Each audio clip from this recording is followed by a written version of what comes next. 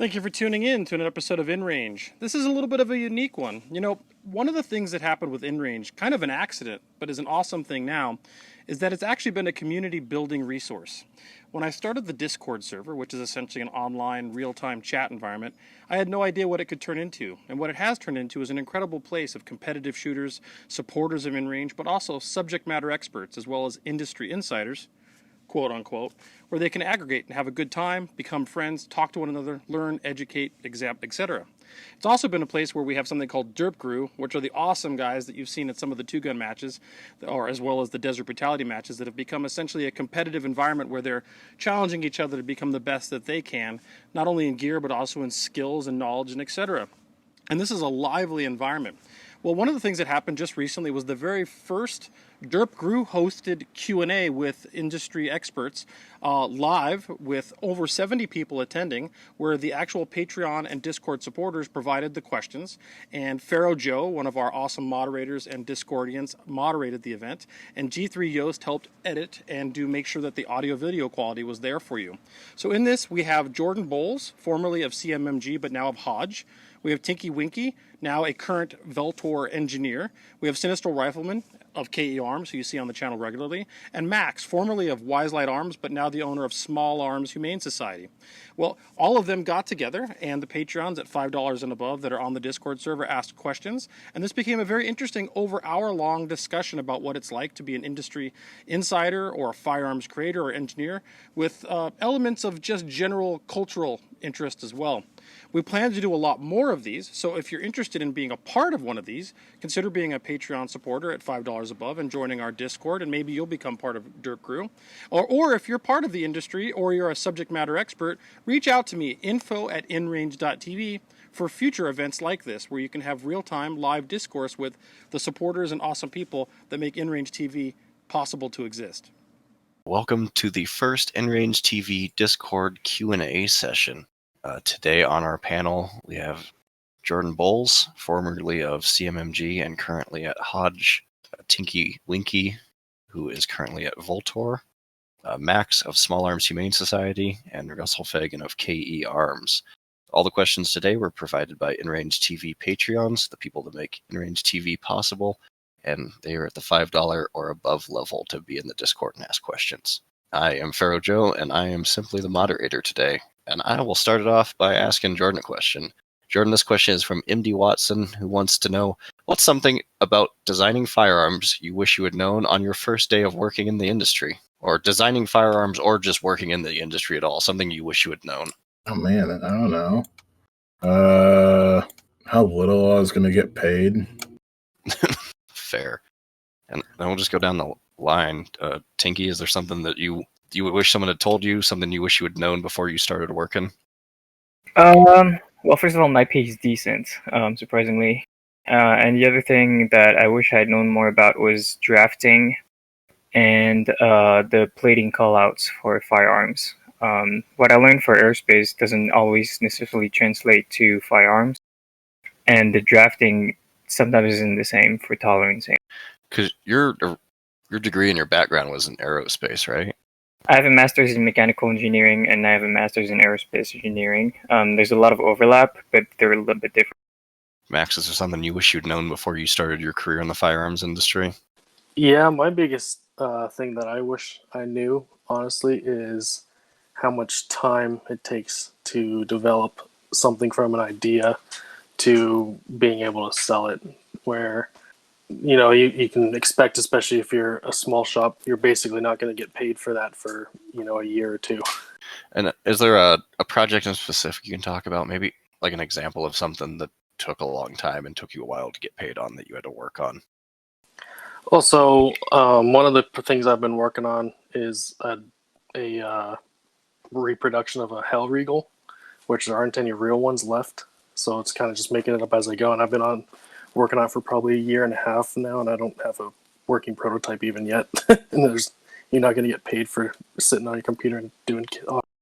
That's fair. And then, Russell, is there something you wish you'd known before you started your path down the firearms career? I had a very gradual introduction to the firearms industry because I started working in it part-time when I was in college, and I just kind of eased into it. So I don't know. And I had several good mentors over the years in this industry. So they would tell me things about how the industry really worked, and I didn't really believe them necessarily at first until I saw it firsthand. Can you give any examples of that? Like, oh, here's the simple one everyone can relate to. Like, you get into the industry, like, with optimism, and you're bright-eyed about everything, and then when some, who's jaded, all that stuff you saw at SHOT Show, like 90% of it won't ever exist in the real world. And you're like, oh, it'll happen. It's like, no, that is reality. It's like most of the new ideas in the industry just never happen. I think that's a good segue into our next question.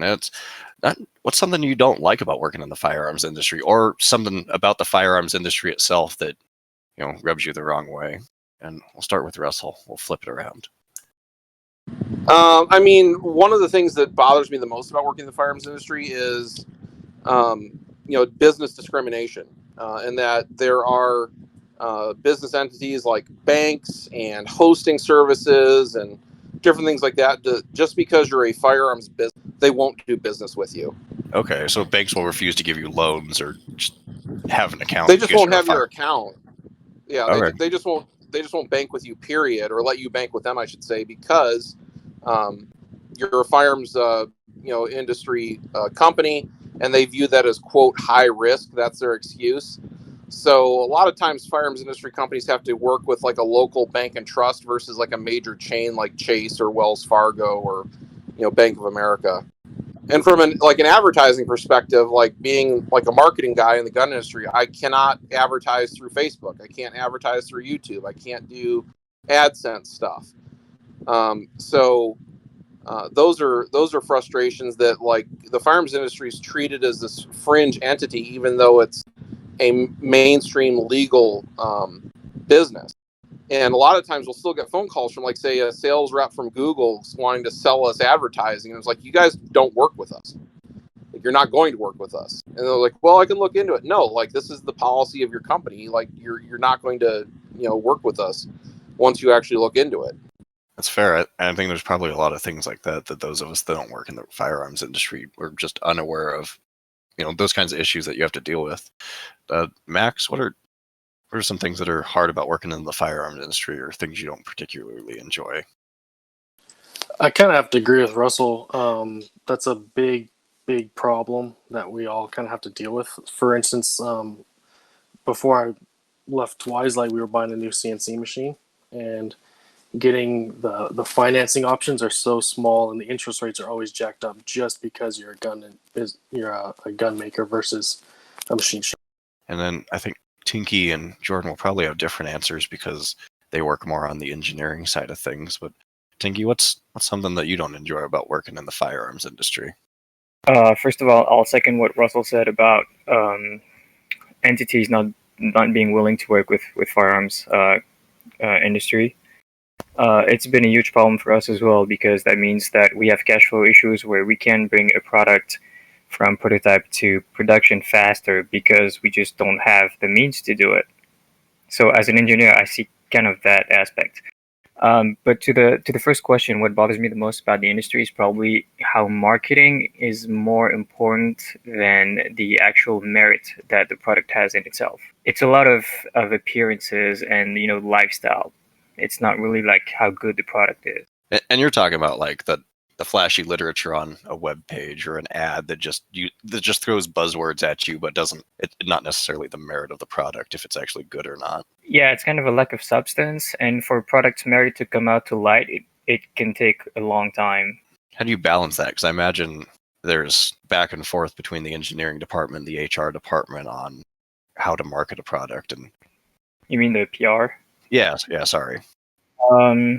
We work together a lot on when we bring a new product or when we want to design a new product, we answer the mechanical or technical needs. But we also think of how do we present this? How do we educate the customer about the product itself? And Jordan, what was something that you didn't like working in the firearms industry? I think all those things. Just the kind of what Russell's talking about.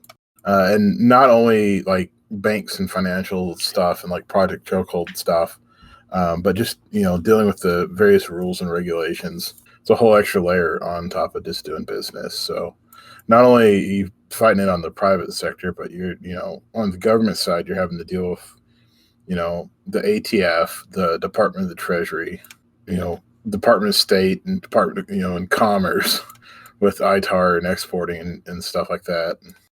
You're writing checks for taxes on guns to, the ATF and, the IRS or Treasury or whatever for excise taxes. And I think a lot of people don't realize, the level of that burden. Maybe not so much in the gun community on a whole, but,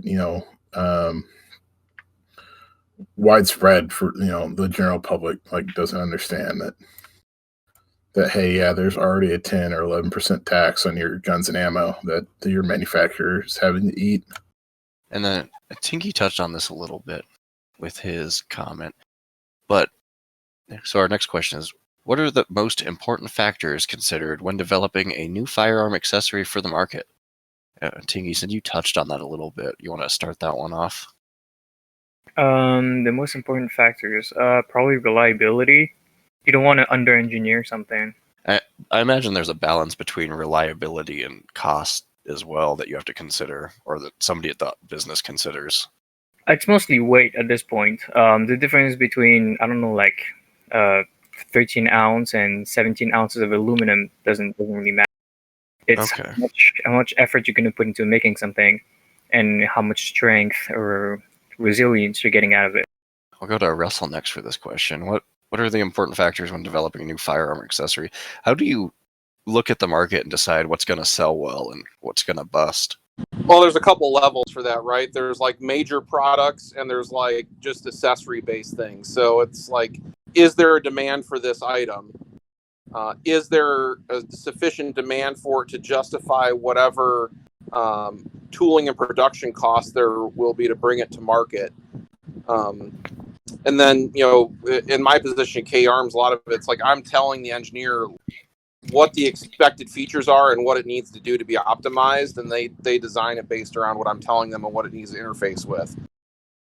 So, Okay. a simple thing like an optics mount, doing, say, the shotgun optics mounts we sell, that's really easy. Those, we go right from concept to production because it's a very simple part, and we know if we run a few hundred of them, they'll sell over the next year or so, right?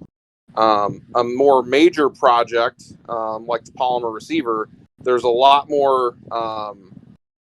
that goes into that before we decide to move forward with a project like that because of the amount of money involved in doing it. Okay. So I imagine a company is way more willing to take a risk on new products that are more inexpensive and easier to produce, like an optics mount. Right, because if you're sitting there and you have open machine time anyway, machine time not being used is basically money not being made, period. The cost of material for aluminum is relatively cheap. So, if you can, take that downtime on the machine and turn it into optics mounts or charging handles or some sort of accessory that's easily machined and someone will want to buy because it's the right kind of features that hasn't been covered elsewhere in the market. Or at the very least, you're filling a need for your own product line. So, for example, there's a lot of things we've gradually filled out in our own product line so that we weren't dependent on other sources. So, for example, we make our own ambidextrous selectors so we don't have to acquire them elsewhere. Is that a major profit center for us? No. But when there's open machine time, we can run those, and it's something that we can include with our parts kits, with our rifles, that doesn't cost us a whole lot to make, but also increases the value of those things when they're sold to retail customers. All right. Fair enough. Max, what about you? What are things that you consider when developing new firearms or accessories for the market? Because you do largely a different kind of work. You do a lot of parts kit builds and one-off obscure gun builds. Yeah, a lot of it comes down really to who is it for, because one of the big things with the whole gun industry is the customer base is very segmented, right? So you got to think, is it going to be for a competition guy, or is it going to be for somebody that shoots once a year and just wants to punch holes in paper, or is it for the next up and coming gun bunny type of girl that's going to show it off, or even the guys that think they're going to fight the Battle of Fallujah in their living room when somebody breaks in.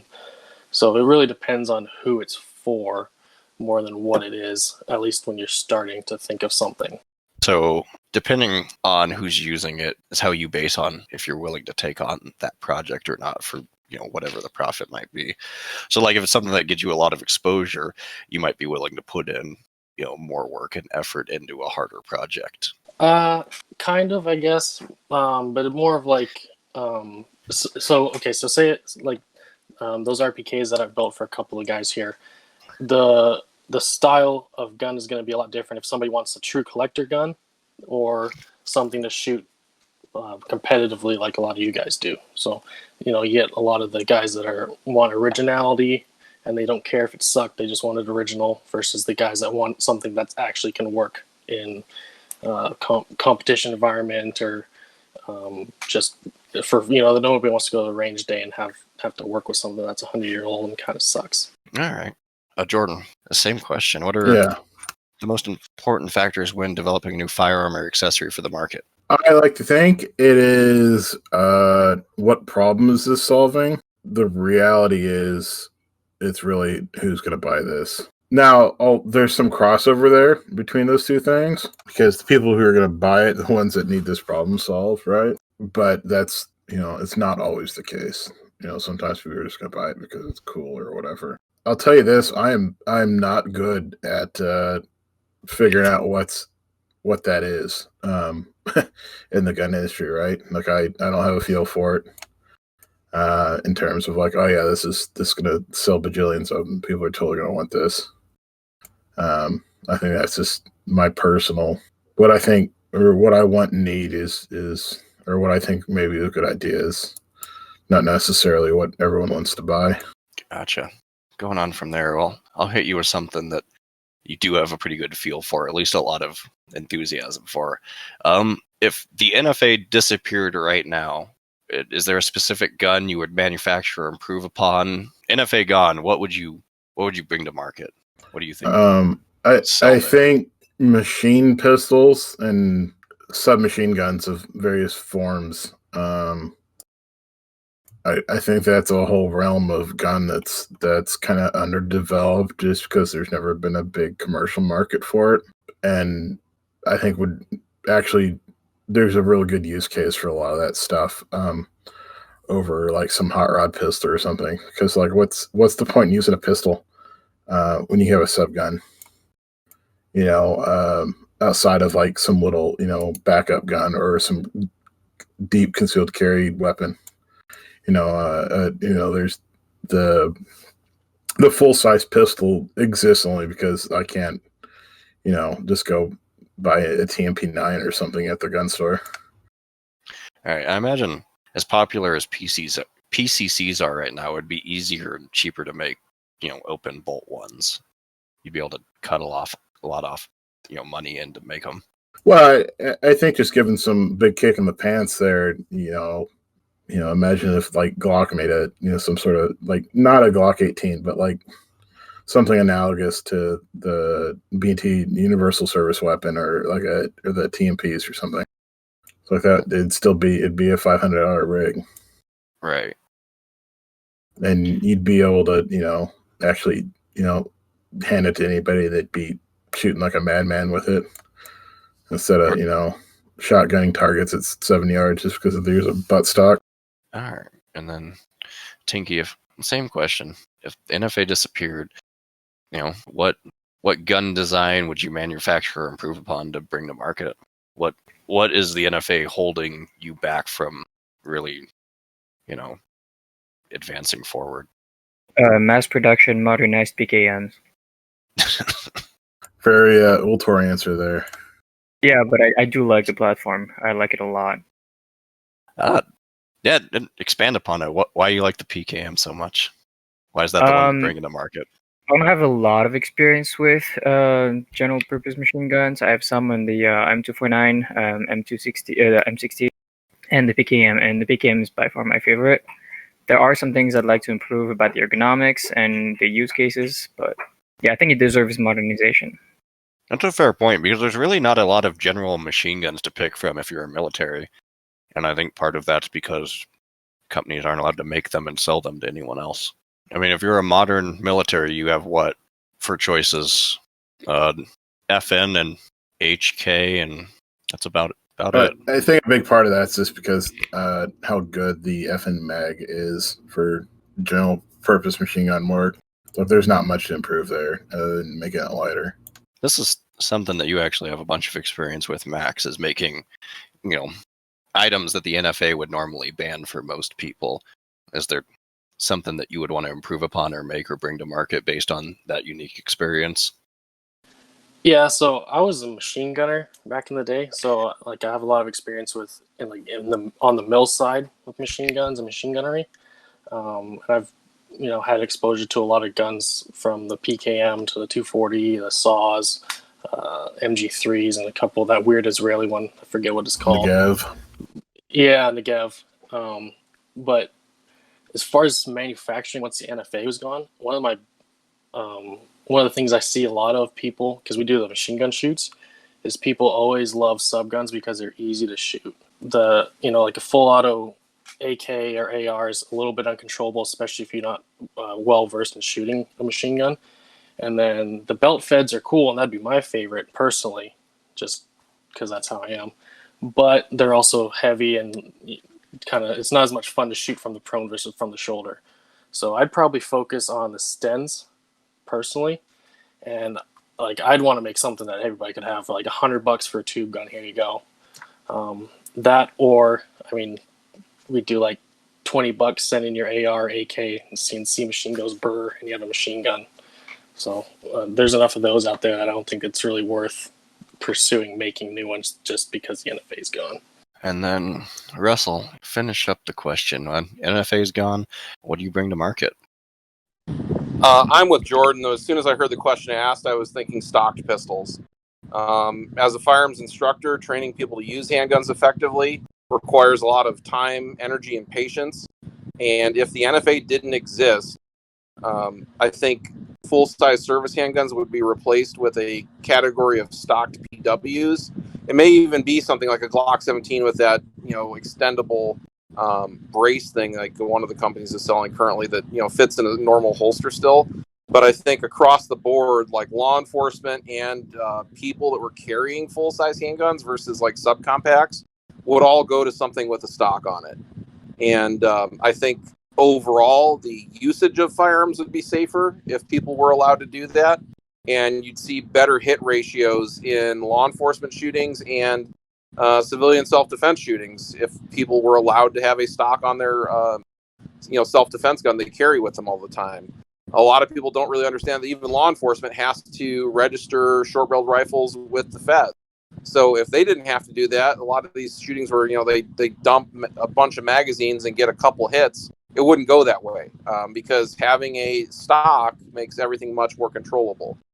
I'm sure full auto would be sold as a recreational thing, but I don't think it would necessarily be as practical for self-defense as some people think it is. I would agree on that, because the vast majority of full auto guns are pretty hard to control, especially when you're in a civilian area and focused on trying not to hit random bystanders. I mean, it's a big reason the military uses semi-auto all the time, is it's a more effective and accurate fire, but really across the board. But stocked handguns would make a lot of sense. You've been going to matches for 20 years. I think it's probably safe to say that's the thing that people struggle with the hardest across the board. Yeah, I mean, we see it already. Hand someone a PCC and have them shoot a stage versus having them shoot a stage with a handgun. Across the board, relative to their skill level, they perform better. I think some of the full auto stuff is a consequence of the NFA. Like our understanding of control and shooting it. Like, I'm not sure the design and doctrine was ever really came together. The P90 is, and like the MP7s are probably the closest anybody ever got to like actually designing a small, like a submachine gun to really be shot full auto. I think he'd maybe like if the development on something like that could be let run wild for a little while. I think you could see stuff like I hate like very high rate of fire burst stuff and more small projectile or high velocity small projectile stuff. Yeah, maybe part of our understanding of full auto is based on the fact that we don't grow up shooting them and practicing with them. Maybe if we did, we would see that it became more useful. Yeah. You know, and there's just never been the money in the market to really push the boundaries of that stuff, because essentially machine guns for 70 or 80 years have been, at least on the bulk, like I'm making a machine gun to make 100,000 of them. Military's been your only avenue for that, right? And so basically you just make what the military wants, and there's not been a lot of money in the system, right, to support the development of wild and crazy full auto stuff. I have a theory too that if the NFA didn't exist, the standard home defense gun would be a submachine gun, and the shotguns that people did use would be 12 to 14 inch barrels versus the 18-inch barrels we have today. Yeah, I think something akin to like a grease gun or a Tech 9 Sten gun sort of thing would be like that. That'd probably be the first gun a lot of people, the first and only gun a lot of people buy, right? That'd be like the high point of the high point. It'd just be like this little, it'd be a little. Well, like I said, I think a Tech 9 is actually really close to what that might be, like a plastic fire control group Sten gun, essentially, that's unweirded with a little wire stock on it or whatever. It'd be $150 gun, and you start thinking of a little submachine gun like that as essentially a low recoil used to shoot shotgun, and there you go. All right. For our next question, we'll delve into something slightly more technical. One of the Discord members wants to know the argument between chrome, nitride, and nickel boron BCGs. He wants to know what advantages those offer over standard ones or between themselves, and why you'd shell out the extra money for one of them. Tinky, do you want to start that? I don't have a lot of experience with all three of those. I think mine is an NP3 Plus, and I've never had to clean it. But beyond that, I couldn't tell you what the benefits are from one to the other with like significant data to back what I'm saying. That's fair. Does anyone have a good answer for this guy? Anyone want to take it? I mean, I've made quite a few bolt carriers. I think it doesn't matter. I suspect a well-made and properly engineered like nitride bolt carrier is probably all anyone ever needs. That's just my gut feeling. I'm kind of tinky on this. I don't have like, oh yeah, I spent 1 million rounds actually proving that. But the simple fact is, the mil-spec bolt carrier is really good. It works, and it may not be the easiest thing to clean in the world, but no one's ever like who's worn out a bolt carrier. So I think there may be room where those don't have to be as robust as they are. The nitride is that's actually a really good finish surface treatment for something like a bolt carrier. You just got to account for it. You can't just take it and throw it on there. And really, the electroless nickel stuff's a really good option too. It's not as particular as chrome plating can be, but it's more expensive. I think it's probably the most expensive option, really, from a manufacturing standpoint. All right, Max or Russell, do you guys have anything you want to add to that, or do you want to jump to the next question? What I would say is I like using chrome bolt carriers because they're easy to clean. Is it like substantially better in any way? I really can't say. But a lot of stuff like this is just simply market differentiation to have a selling point or a buzzword over something else. And a lot of people are buying bolt carriers now based on what they look like more than anything. So in a lot of cases, these processes relatively don't cost that much to add, say, $100 of perceived value to a part, if that makes sense. So the market's willing to pay for it. It doesn't cost the manufacturer a whole lot to add that, and they make a higher profit margin as a result. Yeah, I think if I had the like full reign of deciding what to do, I think I'd probably nitride the carrier, and I'd spend the money saved from like an engineering standpoint. I'd spend that money elsewhere on the carrier versus the finish, because nitriding is super cheap. It's as cheap as a straight phosphate, and then we get to skip the chrome plating process altogether. And what I would do, I'd use that money saved from that process, and basically spend that money on surface like the actual surface roughness and surface condition of the inside board of the bolt carrier and the rails of the carrier that interface with the upper receiver, and get those polished up nice and perfect and straight and everything, and slick. And I think that would make a much better feeling in working and consistent from a kind of gun recipe standpoint. It'd be a good trade-off, I think, for the money spent to do it that way, because I don't see the nitride really, you spending 40,000 rounds on a gun. You got to replace the carrier, so what, right? I actually have a bit of input on that. Go for it. Especially like because we shoot the machine guns a lot with the M16s. I mean, we've wore out and broken bolt carriers. Like even at DB, a lot of you guys were there, and I mean, I think we shot close to 10,000 rounds to those two ARs or M16s that we had.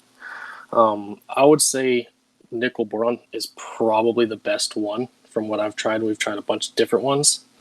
The reason being that it cleans pretty easy, and it also doesn't require as much lubrication, and it goes usually longer between you need to pull it out and wipe it off and put more lube on it. How much longer you can go between those versus the other ones, it's, depends on the ammo and the gun and where you're using it. But I would say if you want a solid answer, the nickel boron's probably the best in my opinion from what I've done. But that's also probably not going to really apply to a semi-auto gun that gets shot on the weekends either, or even in competition. I don't think you're going to shoot nearly as much as we do with those guns. So it probably doesn't really matter, but the hard answer would be nickel boron for me. Sweet. That's what I run, so I'm enjoying my confirmation bias with your answer. I don't think there's a wrong answer to that question, essentially, I guess is the long-winded way.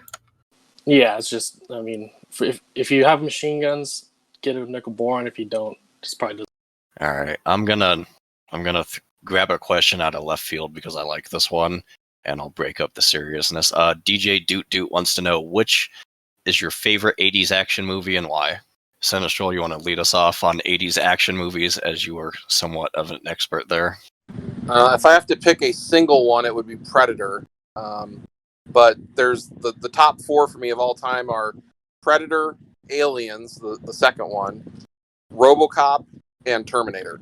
Like those are like come together to like form the basis in my mind of like getting interested in military style firearms. And you've talked a lot about that on other avenues, on how 80s action movies and old video games are things that really got you into shooting and got you into this community and sport. Definitely. Like I grew up in like a hunting culture in Michigan, but there was just something about seeing like military style firearms used in action movies where basically like if the hero did everything right, gave them the capability to overcome the odds against either like terrifying monsters or superior numbers, and that was just something that always like spoke to me mentally. So out of all those movies, I think Predator still holds up well today. The plot is solid. The only thing that makes it look dated is the equipment versus a modern movie, but solid storyline, solid actors for an action movie, and definitely a classic. Nice. Max, do you have a preferred 80s action movie? I do, and I I'll say I do love Aliens. I agree with Russell. Aliens and Predator are awesome. I'm a big nerd on those. But I would say my favorite 80s action movie is definitely the Mad Max series. Number one was probably but Road Warrior and Thunderdome, you just can't beat. I mean, there's a supercharged pursuit special, sawed-off shotguns, leather chaps. Like, what do you not like about that? Kind of. I mean, we grew up. We didn't watch Disney movies. We watched John Wayne, so sort of. Okay. I would say the answer's kind of. I mean, we shot bolt actions and lever guns growing up a lot. And, I mean, my dad never had an AR until I was in it. I would say the big thing for me came from the military, honestly. Okay. Tinky, do you have a favorite 80s action movie? Can you pass on the questions? If you want to pass on this question, do you want to talk about, maybe video games or other media that got you into guns? Because I think that's kind of the root of this question. Okay. So just to set the context to this, I came to the United States in 2015, and until then I wasn't exposed to guns almost like at all, except like military. And we had our own set of movies back in Europe. I saw Top Gun, Predator, Alien, but they weren't like such. They didn't have the same cultural importance that they would have in the United States. So no, movies and video games didn't get me into guns, and they weren't as important to me as they would have been to an American kid. And that's interesting because I wouldn't have anticipated that. I would have thought that that was something that was universal across the world, or action movies, getting kids into action stuff.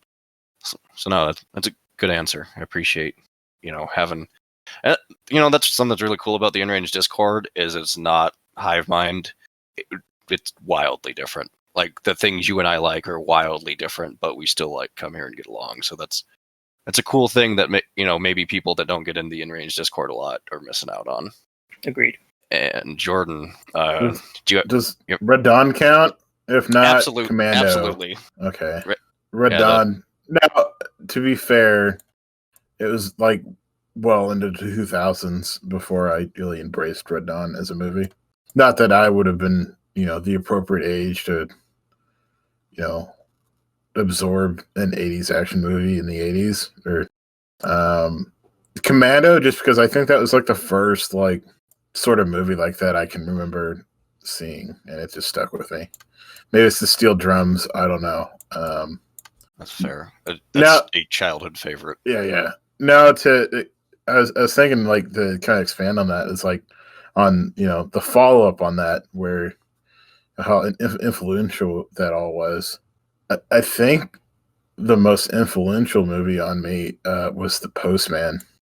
The Kevin Costner post-apocalypse? Yes. Yeah. They had a bunch of some Car 15s, XM 177s. I don't remember what, but I just remember those were cool as shit in that movie, and I was okay, that's a thing. But I was not one of these I guess Call of Duty kids or whatever that I kind of came into guns just not from movies and TV and whatnot. It was just because my dad and thumbing through old Shotgun Newses and Frank's Guns ads and stuff. Oh, that's just cool. All those. That's fair, right? I got into guns as a combination of both movies and my dad, so I can relate to that. And since we're on the topic of gun culture, Independent George from the Discord, he wants to know what the best way to change the firearms culture so it's less hostile to people that we want to convince to join us. I mean, you can answer this in a variety of ways, be it personally or the marketing of the firearms industry. I think part of that's just time. People chilling out. I think what has hurt or helped a little bit of both is the firearm community or enthusiast or whatever label you want to throw on it is something that's expanded so much over the last 15, 20 years or so. That didn't it didn't exist like it does now, 20 years ago or at any time before. I think a lot of what we understand to be the greater firearms community is still kind of in its infancy. And it's the rough edges hadn't been smoothed out yet, and I think it's just a matter of time. That's going to take some of that to be little little smoother and more approachable. I mean, people have made a big, there's been lots of gains there, but I think it's just some time. I don't think pushing in any one way or direction is necessarily going to help. That's fair. Who wants to take this one next? I really like this question. I think it's a good one. The biggest expansion of the firearms community has occurred through two factors. One, the internet and access to information, which we're now having a counter push to because of the big tech companies. And then secondly, just current events that make people concerned about their personal safety. We just had a big period of that where people who never bought guns before bought guns because they were concerned about civil unrest and increase in crime as a result of follow-on effects from the coronavirus. And I kind of related to what happened after 9/11. I was in the industry then, and everything sold out, and it wasn't like the political panic buying cycles like after the 2008, 2012, and 2016 elections. In these cases, 9/11 and during coronavirus, it was because people were concerned about their personal safety, so it was mostly first-time buyers. So when it's a personal safety concern, it's always new buyers because people like us already have everything they could reasonably want from a self-defense perspective.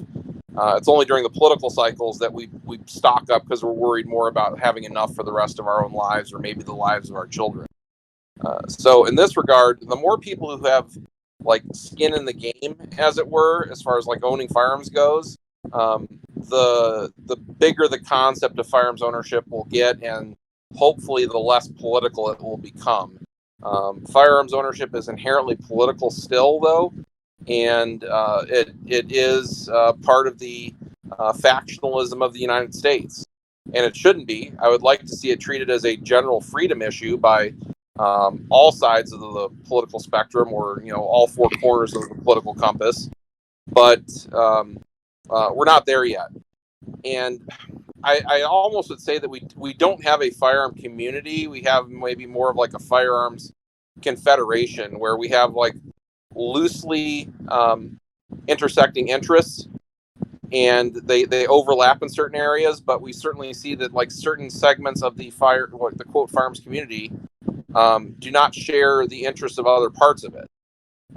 For example, like nominally, hunters have in the past been at odds with people who collect military style firearms or compete with modern firearms, and there's some cultural shift in that direction now where perhaps that's going away, and it may be a case of we have to wait for the past generations that were more judgmental and more factionalized to just get out of the way or die off before it can be more rounded out or leveled out in a way that we can all just respect each other as gun owners as part of a larger community versus sub factions. It's a pretty well-founded answer. Tinky, do you have anything to add here on how we can be less hostile to like fringe firearms owners groups? Because I've shot matches with you, and you're outside the norm. You dress up, you have fun, you bring weird guns to matches.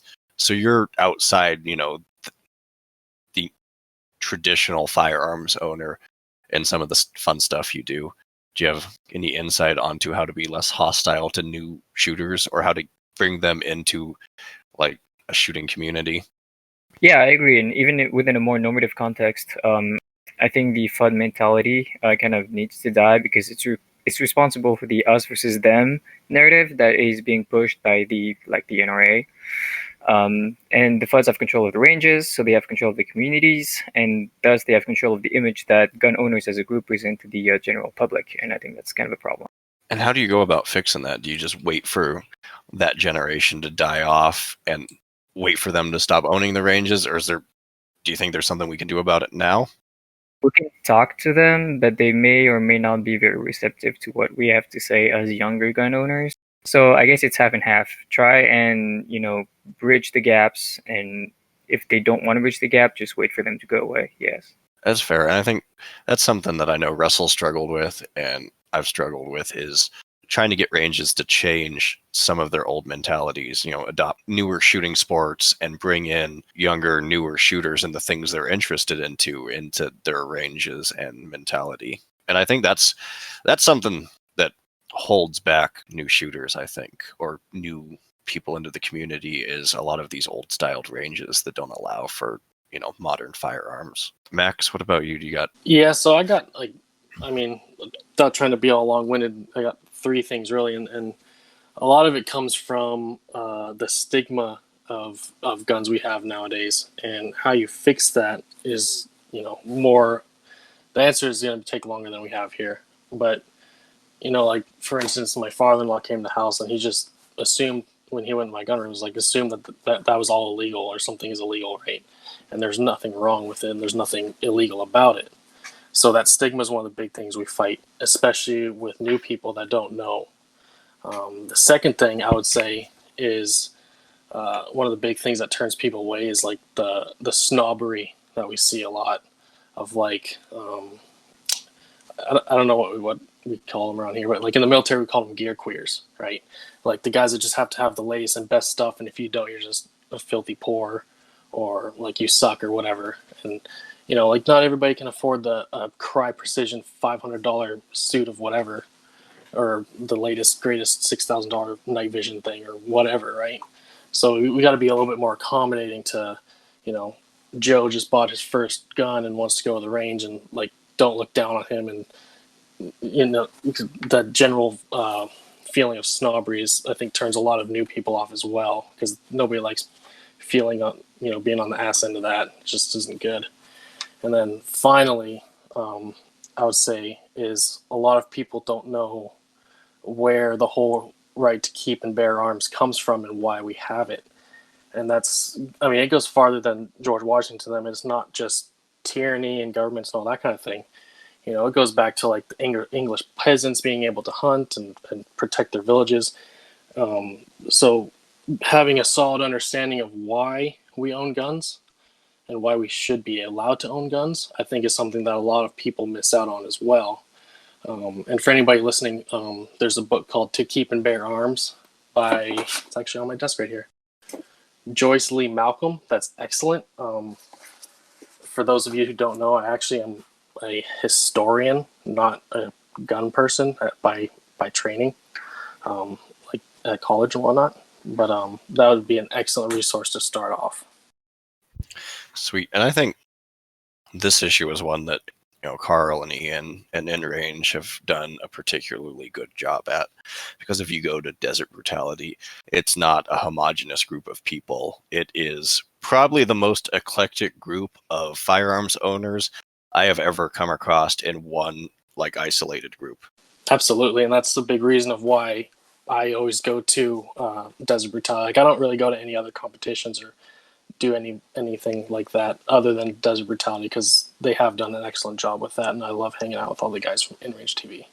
Yeah, I enjoy it as someone who's moderately libertarian, and watching all of these normies and weirdos and strange internet people get together and have a good time and enjoy like American freedom, just screaming bald eagle noises. Exactly, yeah. All right. Let's jump on to one of our other questions. Johnny Osprey wants to know what's been your favorite project you've ever worked on in the firearms industry. Tinky, I know you work on some super cool stuff. You want to start off that question? What's your favorite thing you've ever had to work on? Unfortunately, my favorite project is one of those that I can't talk about. Do you have one that you can talk about? Probably the modular A5 kit. Why'd you enjoy working on that? I mean, and if you want to explain what it does and what it is, that'd be great too, because not all of our listeners. It's basically a modular buffer where you can switch out the weights really easily without any tools. And I like it because of all the testing we had to do with it. And we had to get down into the nitty-gritty of what a buffer does and how we can improve it on different platforms, different uppers, machine guns, non-machine guns, PCCs, etc. I mean, the A5 buffer system's pretty good. I have the one that I got from you, and I enjoy that. So it's good to hear that that wasn't like a miserable project to work on. Oh no, it was great. Jordan, what's your favorite thing you've ever had to work on in the firearms industry? A suppressed 22 upper made out of parts during a lunch break, just because it was just the absurdity of it. It involved lots of duct tape and plugs and just random off-the-shelf AR parts. And I mean, there's a hose clamp involved too. It worked really well, like better than any 22 silencer I've ever heard. It's like, this is the best thing ever. And I made it out of this like parts and duct tape and a hose clamp and I think a bung hole or a bung cap. This is the most professional Fallout Mad Max project of all time. Absolutely. Or some of them maybe that getting guns to run underwater. That's a fun one too. What does that entail? Is it just shooting a bunch of guns underwater? Well, basically, and see like, okay, this doesn't work. What do we need to do to fix that? Spoiler alert, if it, like an AR, it's mainly you just gotta, core the receiver extension out. Because when it gets full of water, it just acts as a big hydraulic buffer, and you just need to give that water somewhere to behind the bolt carrier, somewhere to go, and it usually does okay. But anytime you're hooking guns with scope rings to 15-foot poles and some string and sticking stuff out in the pond, it's a good time. Nice.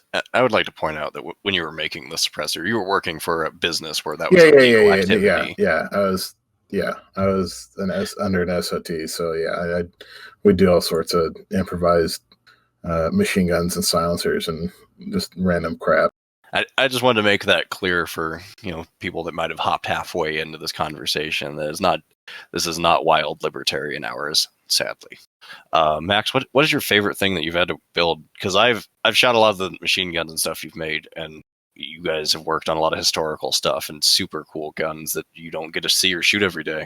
So I would say probably as far as a product goes or an item, I think the semi-auto Brens were probably my favorite just because they just turned out so good and they're so cool. I love them. I like them even more than the M53s. And the M53s are also one of my favorite projects. But I would say my favorite thing to work on is actually all of your guys' guns. Especially, I do a lot of like build to order what you want. And, when I get somebody on here that says they love their gun, that just makes it for me. It's stuff like when we did that one for Monkey and I engraved like courtesy of Dirt Grew on it. That's just awesome. I love that kind of thing. Beautiful. The RPK you built for Burning Monkey in the Discord ended up really well. And then the other thing too is like with the machine guns, I like letting guys like y'all and people that don't get exposure to that shooting. I'm like, I don't shoot any of this stuff myself ever.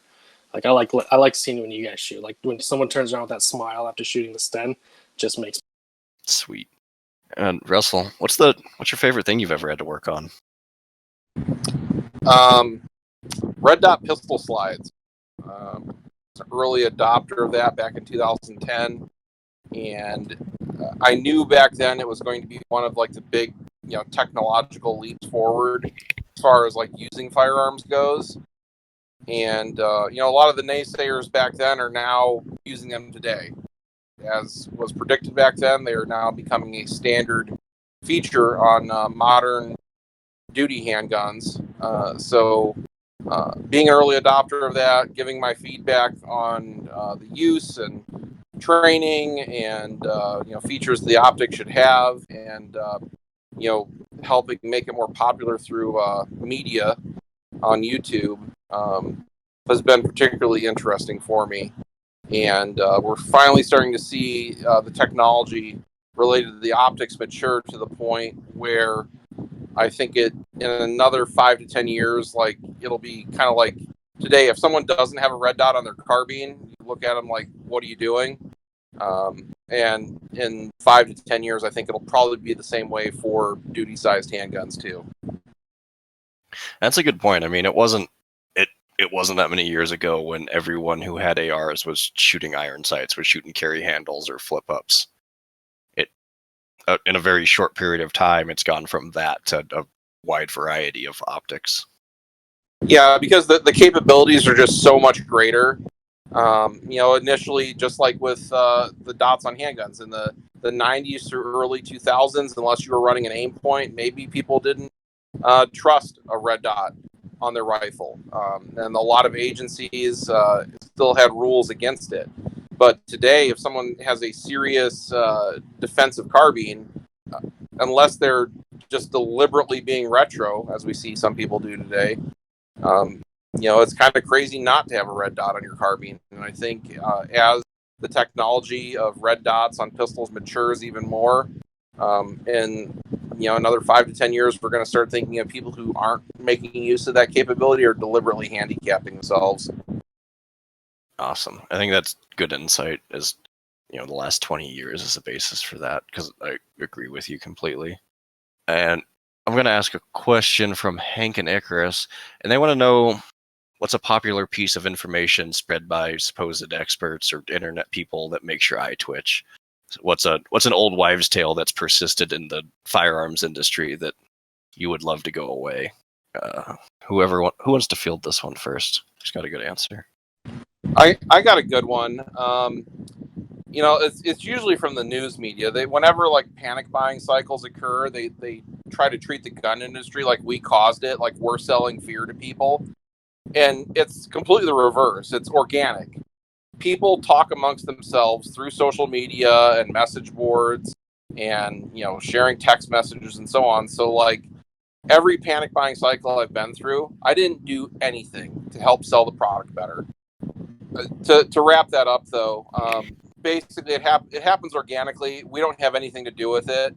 And, the media and certain part of the political spectrum acting like we're causing it, it's always the opposite.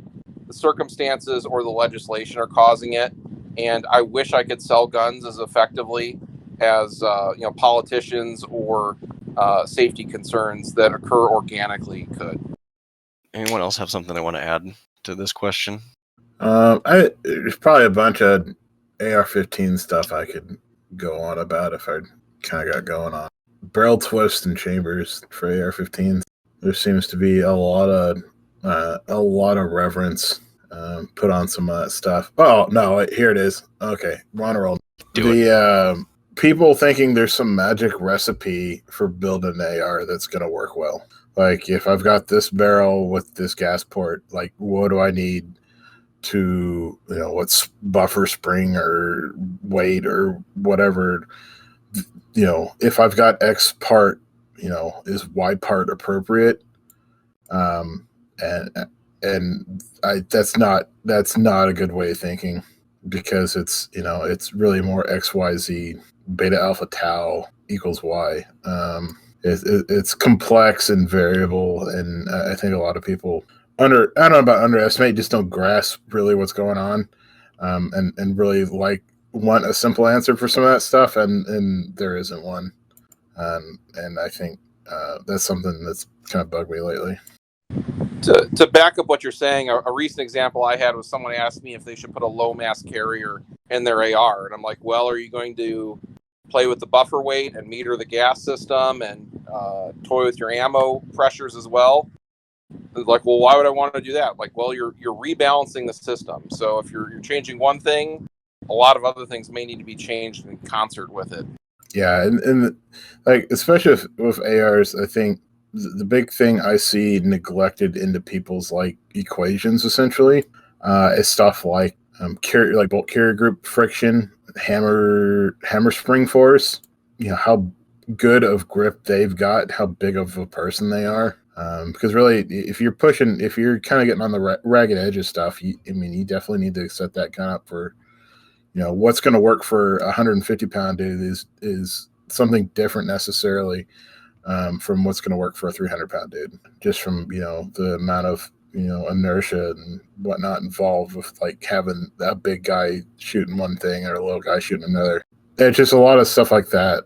Like, yeah, everyone just thinks it's, it's gas port and spring and buffer, and that does just cause frustration. Tinky or Max, do you have anything you want to add to that?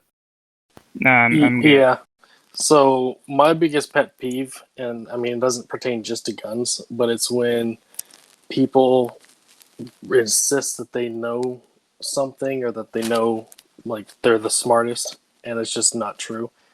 And a lot of people, especially dealing with customers a lot, like you can't just call them an idiot and hang up on them. You got to try to talk them through. But a lot of people just will not concede that they might not be the master of everything in the universe, which thankfully isn't a big problem here in this Discord, in this group, which is a big reason why I like hanging out with everybody in here, personally and in the Discord. But some other groups and a lot of people in general just they'll call up or they'll comment something and it's just wrong, and this kind of goes to the thing of like it's hard to argue with a smart person, but it's impossible to argue with an idiot, and that just drives me absolutely crazy. That's fair. And especially with guns, like all the FUD lore, and a lot of people think there's like a lot of magic in them. I mean, they're just machines, and they're honestly fairly simple machines, and just nobody wants to realize. That was definitely one of the saddest moments for me becoming an adult and getting to buy all the guns that I thought were cool, and all of them being worse than an AR-15. That was a heartbreaking moment where I had to, where I was like, all right, I was wrong. Except a Tavor, it's better than an AR. For next question, I'm going to grab one of the live questions from Karateka87. If you could design the next M16 M4 replacement for the U.S. Armed Forces, what would it be? Would you even replace the M4, or would you just, change parts on it? Tinky, do you got any strong feelings on that? I'd probably change some parts, but the general architecture is pretty much perfect. Are there any specific parts that you feel would make it better? Probably pencil barrel, maybe a non-carbine length buffer. Polymer lower might be a good thing. That's kind of the answer I expected, was just parts rather than changing the whole thing. I think every time the military has tried to change the whole thing, the test has shown that the M4 is generally better. Jordan, how do you feel about this question? I've, in a roundabout way, have actually done some M4A2 stuff, so I've got some idea what I'd do. It would depend. So, okay, I don't know what I would do if it was something like not 5.56. I think that's outside the box of messing around with an AR. Like, say, I wanted to make take some liberty with it and forego some backward compatibility. I think the big thing I would do, playing better barrel technology, which people we've got kind of half figured out. I'd make some material changes, I think, possibly some geometry changes in the bolt carrier group and stuff. This really depends on how radical I'd be allowed to go. I think really if you wanted to make my dream would just make an AR-15, but not an AR-15, and I'd do a little bit bigger bolt and bolt carrier. Definitely a longer stroke on the bolt and bolt carrier, where it cycles further back. A little bit more of that constant recoil action. I don't know if I'd go full constant recoil, but I'd give it some more time and length to do so. I would like to change the collapsible buttstock arrangement on the lowers. I think the receiver extension tube and the way it threads in there is fine for fixed stocks. The stock itself can act as just a big old wrench to loosen that from the receiver. And it'd be nice to figure out a solution that just eliminated that issue altogether, rather than have to work with keyed plates and staking and all that kind of crap. But otherwise, for squirting out 5.56, the AR is pretty hard to beat unless you've got some other sort of mission constraints, like if you need something that can fold up or get smaller, or shoot 1,000 rounds at one time without melting or something. I think it's pretty good, and it's nothing giant to change. Fair enough. Russell, you got any thoughts on things you'd change? Well, I don't think there's going to be any significant changes until we have some sort of different propellant system, or power supplies become small enough that make energy weapons viable, or exoskeleton systems viable. To upgrade existing M4s, or have a new M4A2 classification, I'd probably go to a 16-inch mid-length gas system barrel, full ambi controls, and I think having a 4 to 5 pound match trigger in it would be better than having full auto capability. Fighting the trigger is one of the major things that degrades accuracy, and I think we've seen consistently that full auto, as far as the individual rifleman goes, has very little use in combat. And simply having a lighter, more consistent trigger pull to have better marksmanship would be an improvement, and that lighter trigger pull would also aid in rapid semi-automatic fire should they need. If we're talking about like way in the future kind of stuff, I think what we're going to deal with is some sort of slaved system to an exoskeleton that auto stabilizes and has a heads-up display where conventional aiming isn't going to be needed. You'll just have a visor that shows you where your firearm is oriented, and you're not going to have to shoulder it per se. And then I think we got Max left. If you have anything to add to that. So I kind of have a lot of thoughts on this, especially coming from like an infantry background, you could say. I think as far as replacing it, I don't think it'll ever happen realistically. Just because the legacy system and so many people are comfortable with it. It's not worth any perceived pros to restructure the whole military and training program. But that being said, I kind of had a snarky comment about it on the last question. But when I was in, we did some cross training with the IDF, and that was my first exposure to the. I think that one was technically a CTAR. It had enough of an impression to me that that's my go-to system now as a civilian, and I would have liked one as a Marine. I think a lot of the pros for not specifically a Tavor, but the shorter bullpup design kind of outweigh a lot of the cons that people worry about, especially for general issue guns. Especially like you get the longer barrel length and it's short, especially as we go to most units are going to be vehicle borne, so that becomes an issue. And the things exist like that law tactical contraption. I don't think that's a good idea or a good solution personally. It is kind of cool for like Instagram stuff, but I would like to see something. I mean, to be honest, I haven't seen something for me that beats the Tavor, but I know that's going to be an unpopular answer for a lot of people. So, as a hot take, I mean, just to be honest with you, that when I was in, I would have loved to have a CTAR or a TAR. I mean, that's a fair answer. I mean, when I was in, I would have paid good money to use anything that wasn't an M16 or an M4. That's just because all the ones I had were thrashed and didn't work right. And I believed for a very long time they were bad guns. And really until I joined InRangeTV and started talking to you guys and shooting matches. Yeah, and I mean, there are a lot of cons to the whole bullpup design or the Tavor specifically. But I think for a general issue gun, that something like that would be the only thing that might replace it, and that really depends too on how far you want to go down that rabbit hole. All right, we'll go for a fun question from our user Foxman. He wants to know what your favorite personal firearm is. Do you even have one? Russell, do you have a favorite firearm? I don't really, because like they all do different things, right? And like in which one I think is cool is probably just like dependent on like what the last event I used it at was. I mean, I have a few sets of cool Cerakoted stuff that Weepley II did for me. I really like my Doomslayer set of the AR, the shotgun, and the Glock all done up to match the Doom theme. And after that, my Warhammer 40 AK. It's cool. I don't shoot either of those sets a whole lot, but I shoot them a couple times a year. And just the sci-fi theming stuff is what makes them cool for me. That's fair. That's about what I figured you'd say, with as utilitarian as you tend to be in like your firearms choices. Tinky, do you have a favorite firearm or a grail gun? Is it so? It's not one we have to own. Anything. It's the FAMAS. It's the one I was trained on. It's the first assault rifle I ever shot, and I'm a pretty small frame dude, so for me, bullpup is kind of perfect.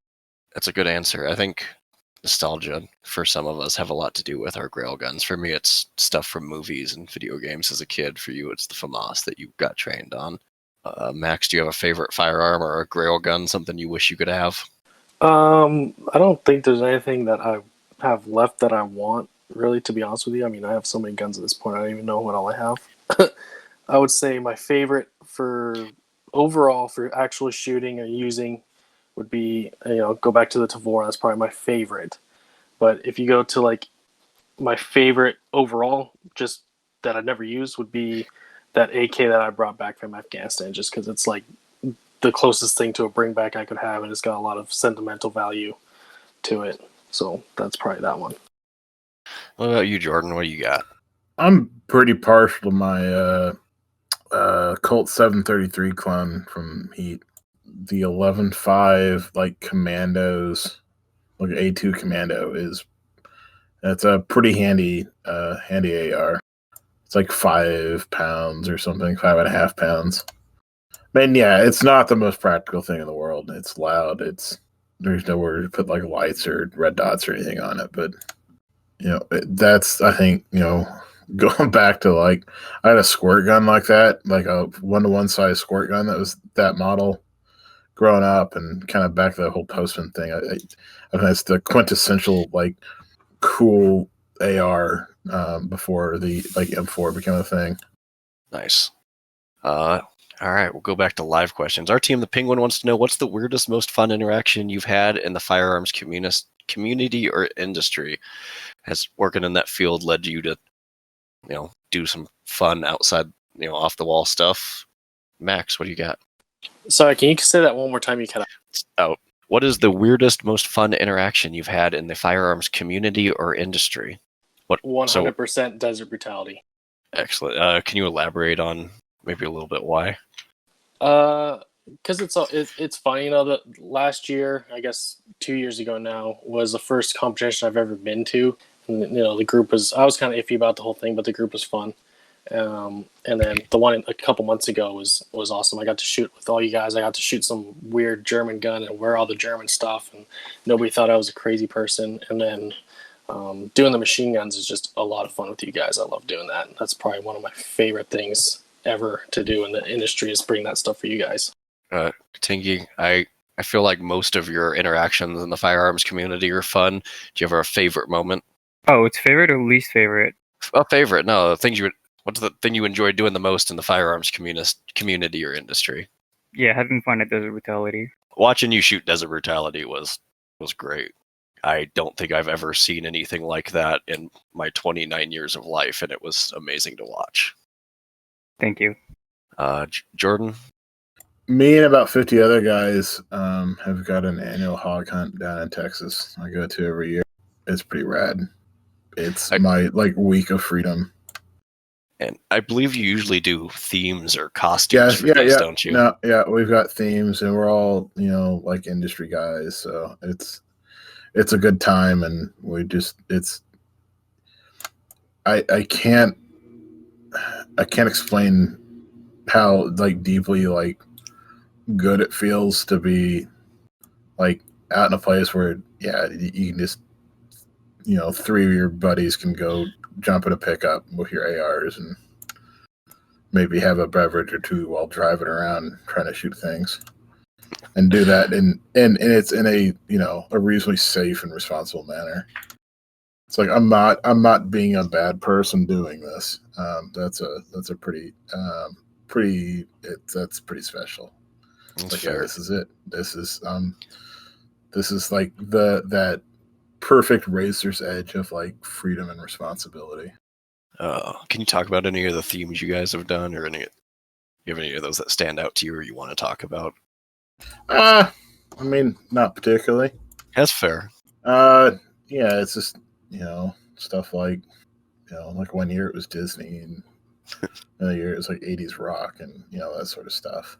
I gotta ask you what Disney character you dressed up as. I was the Pizza Planet delivery guy from a lot of the Pixar stuff. I kind of found that one in that year.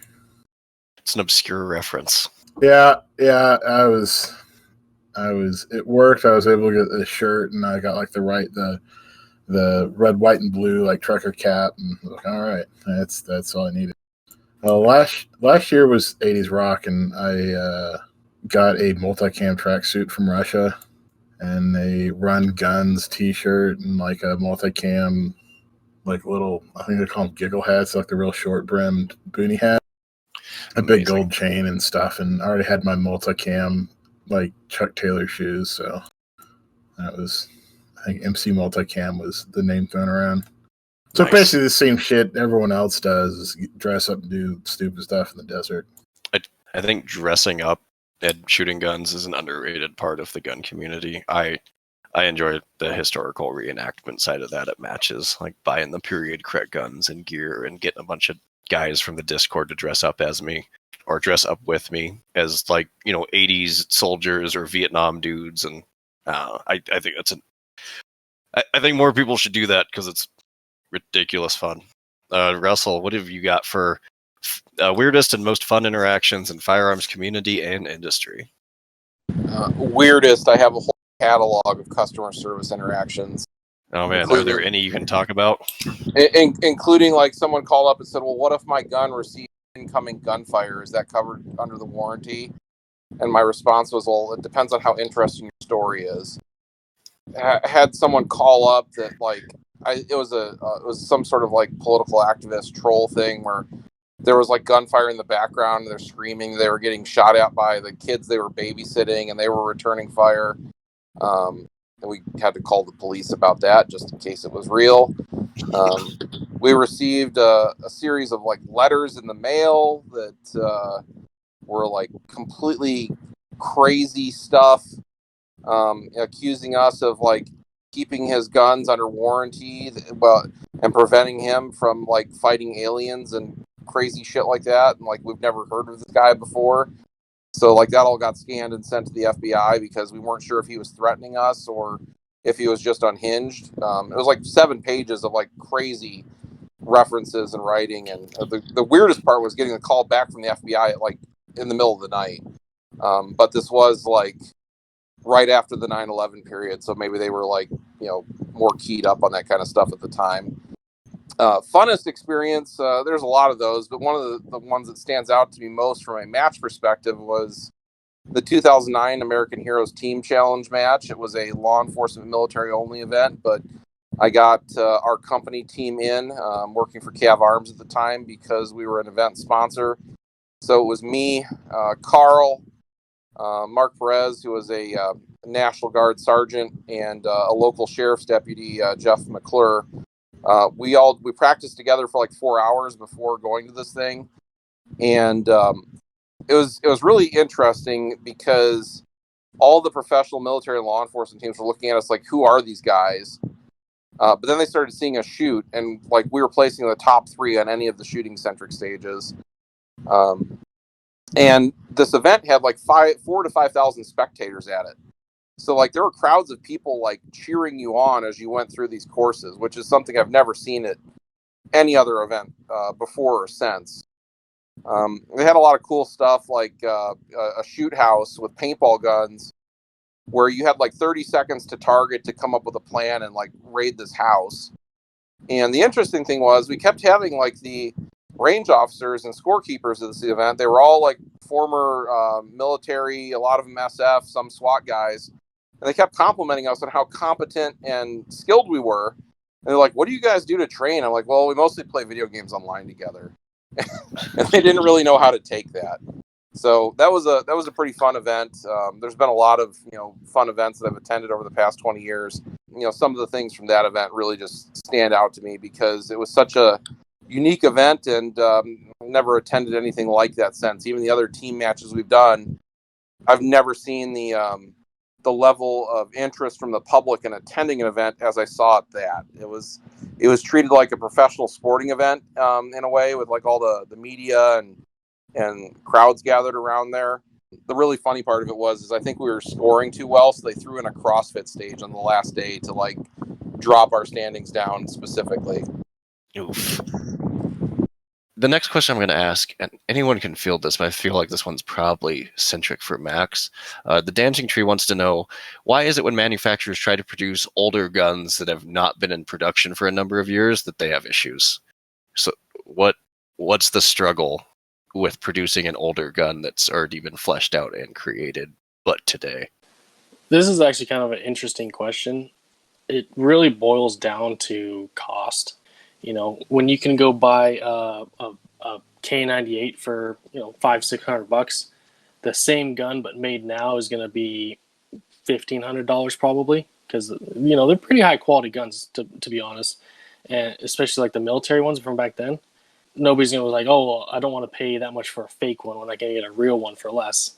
And then the other thing you get into, especially with old stuff, is that whole real versus fake thing. And like my buddies down at SMGs have that issue with the FG42s and stuff like that, where it's really expensive and the market's not big enough for people to really want to do it. I think the only exception to this that's been successful is that retro series that Brownells has, but at the same time, that's a fairly cheap gun, all things being considered, versus something like the FGs, or making a all new production MG42 semi-auto like people have asked me about doing. It's just not enough people are going to be interested enough to buy it, especially at the price you have to charge to make it worth your while.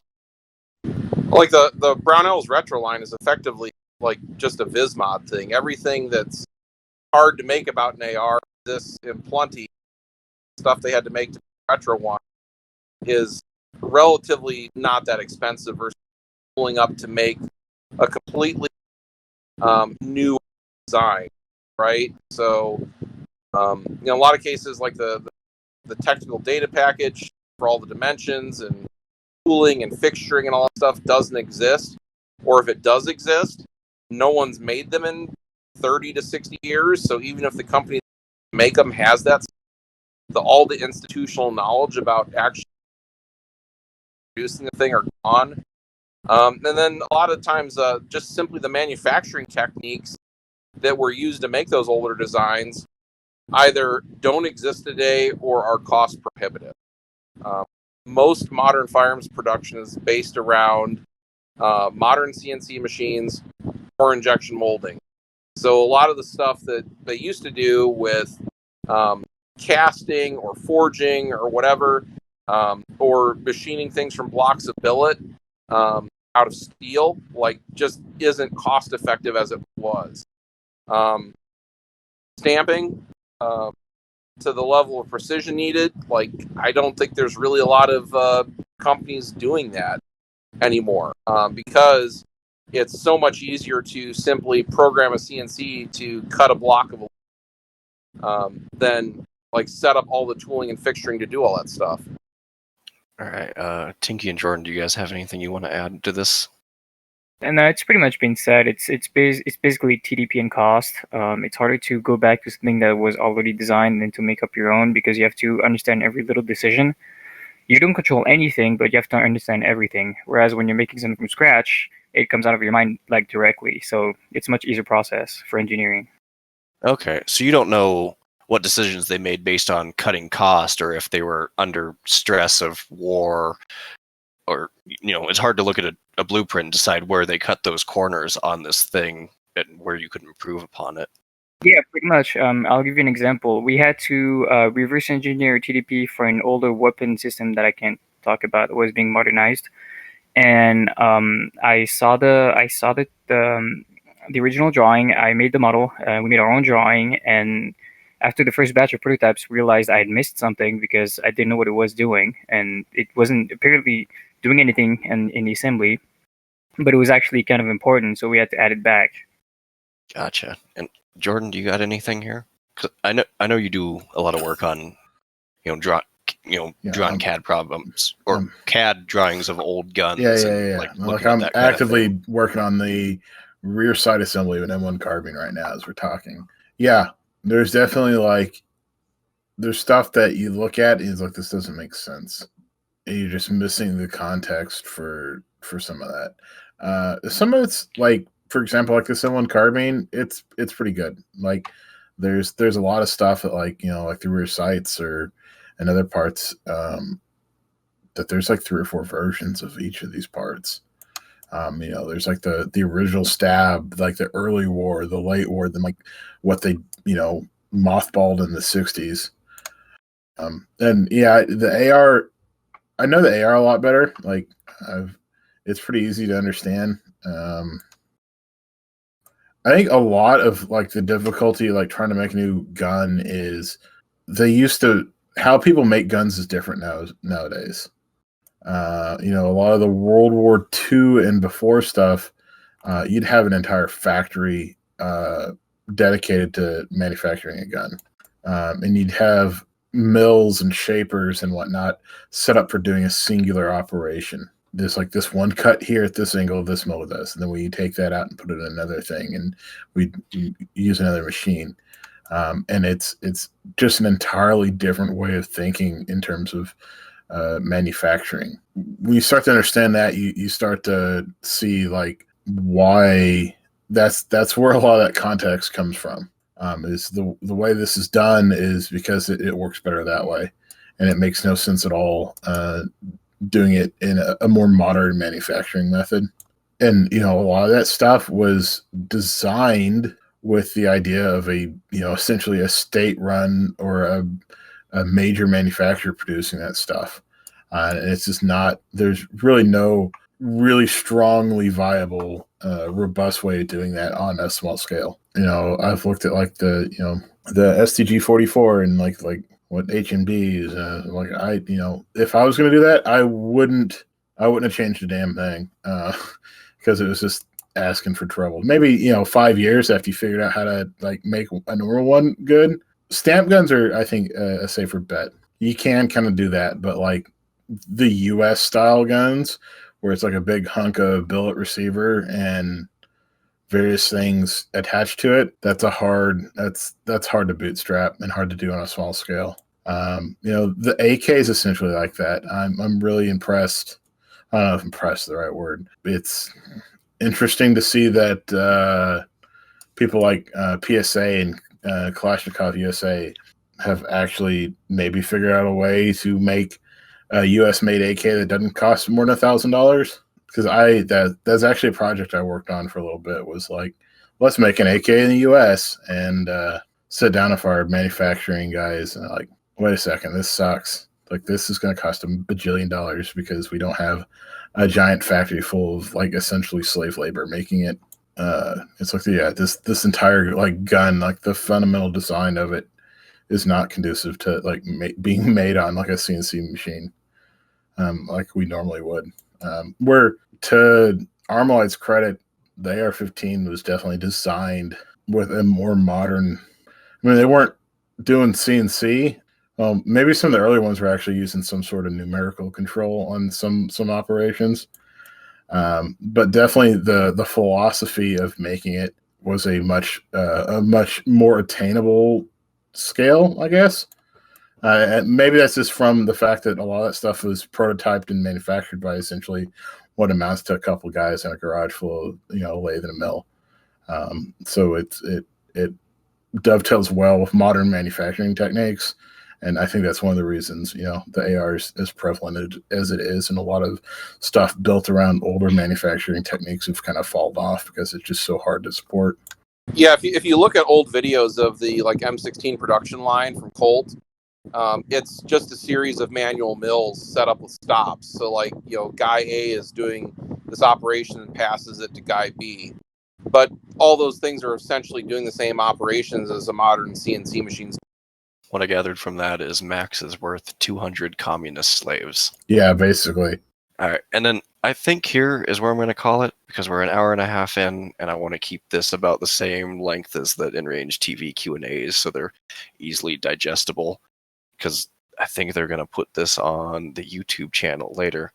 I super appreciate you guys taking time on your weekend and answering questions for us and hanging out. I want to run these again with different topics each time. If you guys in the audience have ideas for different topics or different people that you want to hear on the panel, like, go ahead and shoot me a DM, or if you got suggestions on how to run this or the things you liked and didn't like. And again, I just really want to thank Jordan, Tinky, Max, and Sinistral for taking time out of their weekend and answering your guys' questions. And there are a lot of good questions. As usual, InRangeTV is because of you, the patrons. It is entirely viewer supported and demonetized the channel. So go ahead and tell your friends and get them in here. Well, I hope you enjoyed this, and I want to thank everyone that's a supporter of InRange at any dollar level, but particularly the Derp Crew and Pharaoh Joe and G3 Yost, as well as Jordan, Tinky Winky, Russell Fagan, Sinistral Rifleman, and Max for being there to answer these questions at the Q&A, and for all 70 of you that were there to attend this in real time. I hope we have a lot more of these in the future, and I continue to enjoy watching InRange become not only a place of education, of interesting discussion, but also a place of community. Thanks.